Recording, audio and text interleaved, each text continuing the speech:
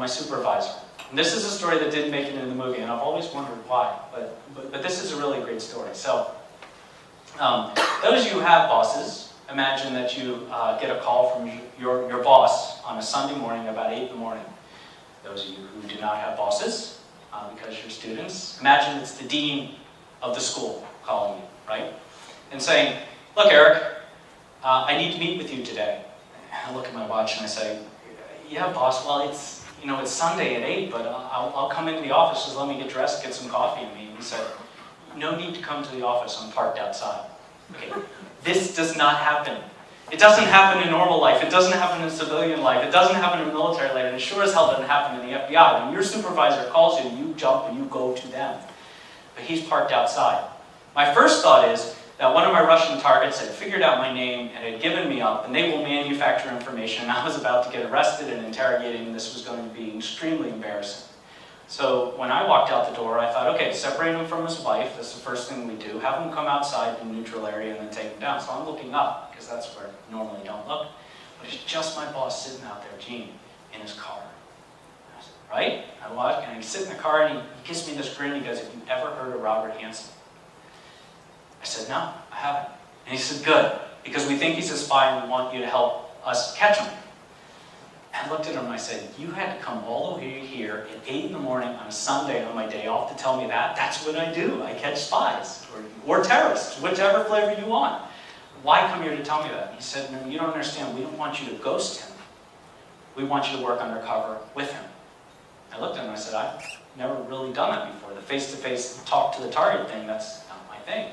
So I think you'll be good at it, and you're really all we have, so I need to know yes or no right now, because my next stop is to go see the director, Louis Freeh. But what are you going to say, right? You got to say yes. One, it sounded kind of cool to me. Two, they thought I was going to be good at it, so I wanted to prove myself. And three, I said, I got to sell this to my wife, and if I'm going to go take the computer job, which was working for a bigger mousetrap called information assurance, so a computer job at headquarters, a computer job, I got to sell it to her somehow, and it seems to me like I should get more pay for that. And he looked at me and said, I'll work in a little bit more overtime with you. And I was sold. In February 2001, former agent Robert Philip Hansen was found guilty of treason against the United States. Over a period of 22 years, he systematically and deliberately sold our country's key intelligence to the former Soviet Union. In fact, he sold it to the Soviet Union, then he sold it to Russia, which, if you're at all interested in political science or geopolitics, he survived a regime change. If you're interested in intelligence work, then your eyes are opening wide, because nobody survives a regime change. What happened is he spied for the Soviet Union. And when the Soviet Union fell, go Reagan, all of the KGB agents were pulling information out of file cabinets and running to sell it to the highest bidder, because they were top dogs and they didn't want to go beat their swords into plowshares and go work for a living. So they were selling information. And many of those Cold War spies we caught during my career were people that had good sources selling out. No one ever caught Hansen. He survived that because they never knew who he was. He was that good. And so he continued to spy for Russia, even after he spied for the Soviet Union. And during that incredible shelf life for a spy, and Dr. Norton has gone through some of this, he gave up a couple other things. The U.S. contingency of government plans. That means, where do we send the president, the vice president, the cabinet, and Congress, and etc., when the bombs start to fall, or a catastrophic event happens, or there's a concentrated attack on the country. Of course, he gave up nuclear secrets. Remember, this is an old Cold War spy that continued on spying for a long time. Undercover operations and investigations, which was very damning to me. In the world had to wonder if our covers had been blown, and everything we were doing was an enormous waste of time. And he did kill people. He killed people by giving up the names of those who could finger him. Those sources we had in the Soviet Union who could come back and perhaps give information that would lead to him. And he knew when he dropped that information to his Russian handlers, they would kill those people, and they would never talk. And finally, he blew holes in the FBI's ability to conduct counterintelligence. And that's very important. He basically systematically screwed over the FBI. And everything that we were doing in our ways and means, and the CIA's ways and means, and those sorts of things that we do to collect intelligence and protect things here in the United States, and to keep spies from stealing information, to keep buildings from falling, those sort of things. He was getting up. And that might sound like somebody else to you, although we're not talking about Edward Snowden tonight. A Russian asset provided us a file of information. This is how we learn about Robert Hansen. I mean, we don't just luck onto the guy walking down the street and bump into Robert Hansen and look at him and go, "You're creepy and I think you're a spy." It doesn't really work that way. You have to build this case. And it takes time, and it's meticulous. So, a Russian asset decides he doesn't want to live in Russia anymore. He wants to have a really good life here with a lot of money in his pocket, and so he sells a very slim file. And in it, there is a tape that has a recording of Hansen's voice and a partial fingerprint, because Hansen used to wrap this stuff in plastic and then literally drop the documents under a footbridge in Vienna, Virginia, Foxstone Park. And that's how he would drop it to the Russians. He'd set a signal, which was a piece of tape on a sign, or a telephone pole in this case, and then the Russians would drive by and see the signal and say, "Aha, my secrets are here." They would go pick up the secrets, and then they would set a different signal that would tell Hansen, "We've just left you money in a hole in the ground." He'd go dig it up, and this is the way that they would exchange information for about 22 years. Robert Hansen, unfortunately, had made one mistake in his career. That partial fingerprint, which was circumstantial, and he had called the Russians once to warn them off about a spy we were about to arrest. And so they recorded his voice because they were desperate to figure out who he was. They had no idea. And in fact, they thought he worked for the CIA. And like I said, it was that good. So we suspected him. Here are our problems. He's about to retire in April of 2001, and now we're in December. So we've got a really short time frame to keep him in the FBI. He disliked most people, and he was very difficult to talk to. And by the way, that is a great idea if you're a spy. The more you say, the more you have an opportunity to do something dumb and trip up and get caught. So he was very quiet. He was called a cold fish. He was also called Dr. Death. Part of that was his demeanor. The other nickname was the Mortician. The other part was he had one black suit that he wore every single day. I never saw him change it, and all he would do is rotate his tie. And I certainly hope he changed his shirt and his underwear. Finally, we had to catch this guy red-handed. We had to catch him red-handed because we needed to learn what he'd done. It was actually more important than punishment. We had to catch him red-handed so we could get him for espionage. Espionage carries the death penalty. In fact, when we did catch him, there were a number of counts of espionage, a number of ways that we could have killed him as a traitor. The reason being not because we really wanted to give him the death penalty, but because we wanted to put pressure on him and make him talk. What'd you do? What'd you give up? Because we don't want to scrap everything, and we want to fix the programs that you've ruined for us. So we built a mousetrap. We built the information assurance section in the FBI, and it was the first foray into FBI cybersecurity.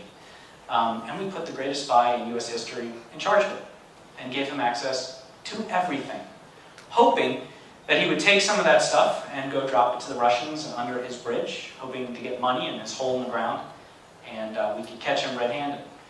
My job was to watch him. First thing I had to do was watch him and see what he was taking, if he was taking, whether he was removing secrets, which was difficult because the guy just walked the halls like a crazy person in an insane asylum. I had to get him to feel comfortable. That was a lot harder with somebody who doesn't like to talk. Oh, by the way, one note, FBI headquarters and walking the halls.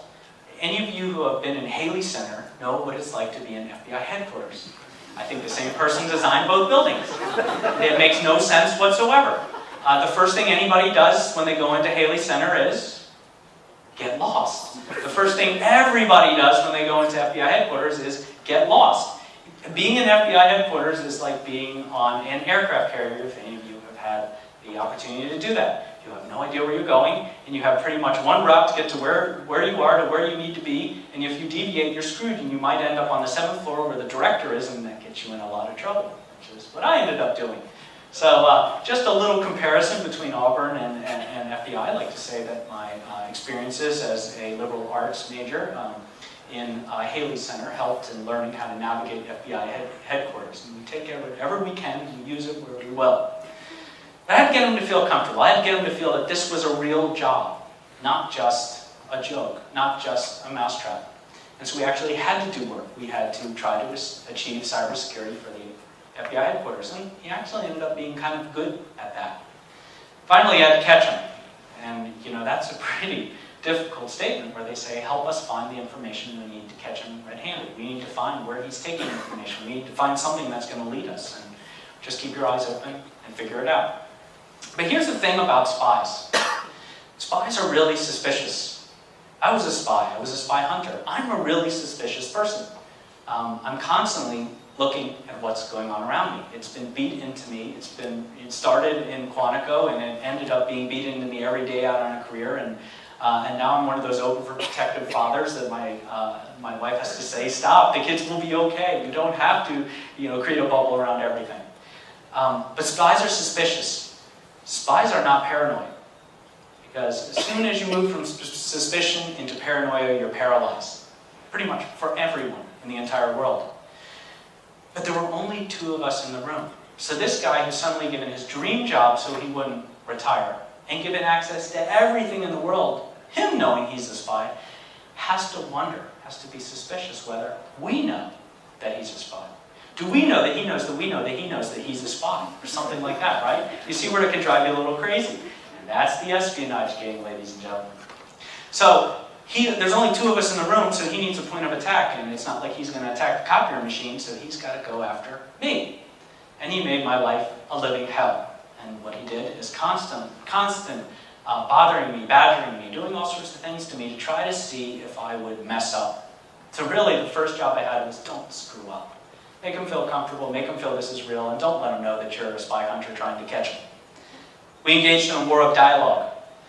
And Hansen tried to make me make a mistake, and desperately trying not to make that mistake that was going to ruin the case.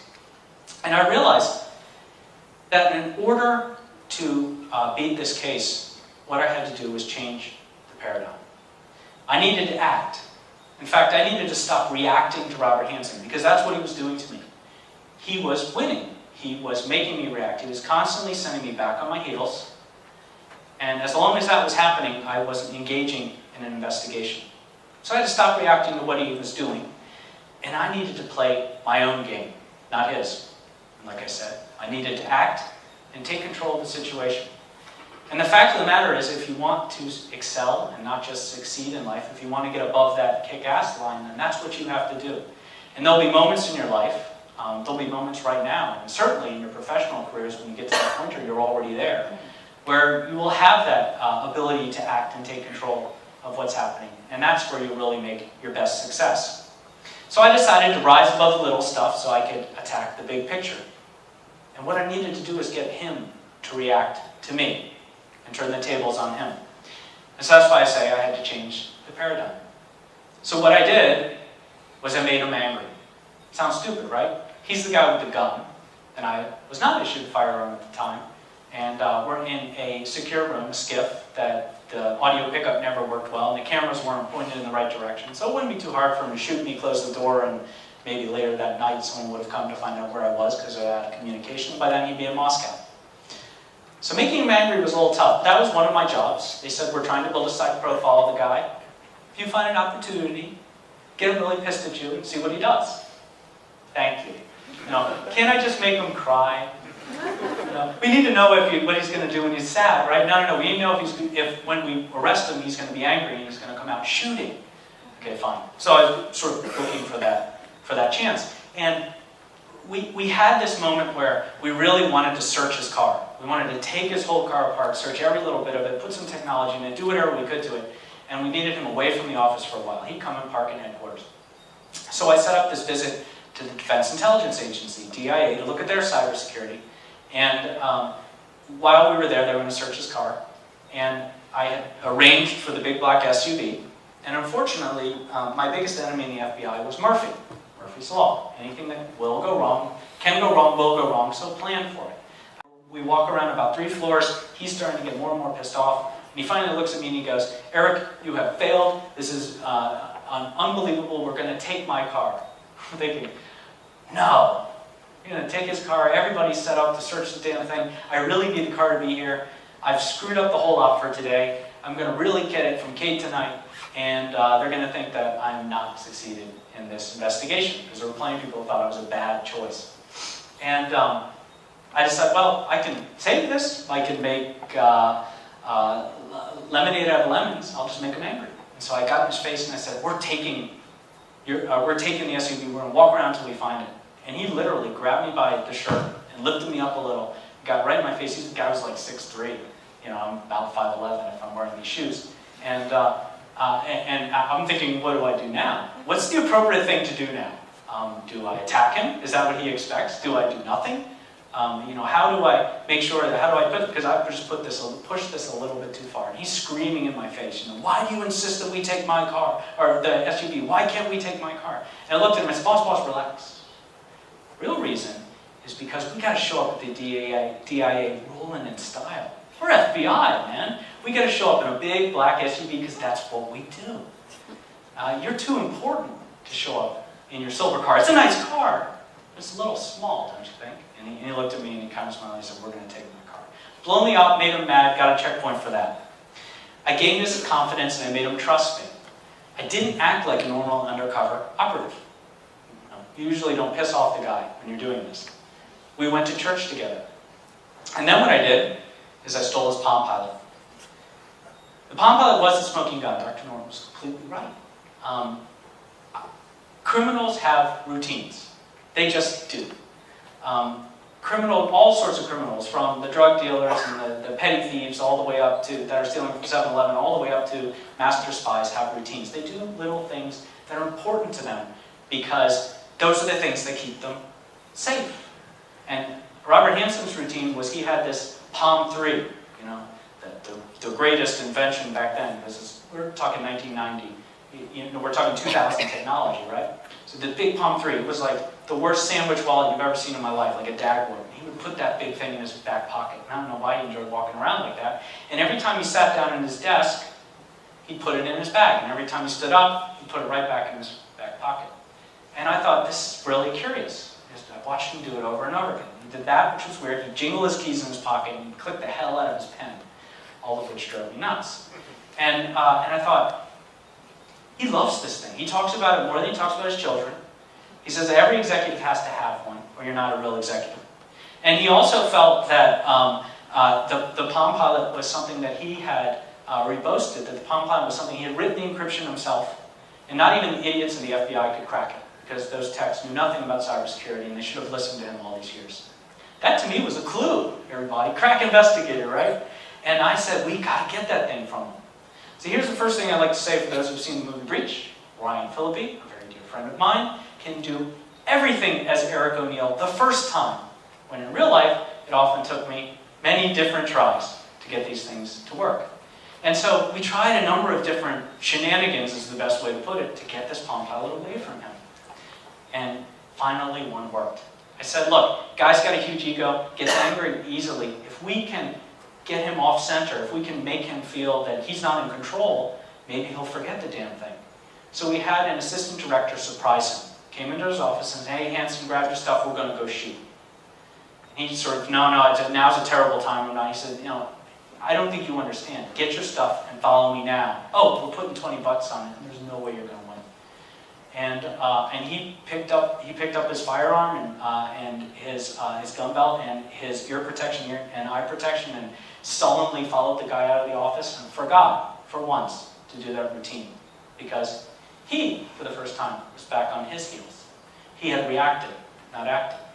And so he goes down to the firing range, which is in the basement, and remembering the mistake with the SUV, I had arranged to have someone down there with the premier bit of technology for the year 2000, the SkyTel two-way alphanumeric pager, the iPhone before the iPhone existed, yeah.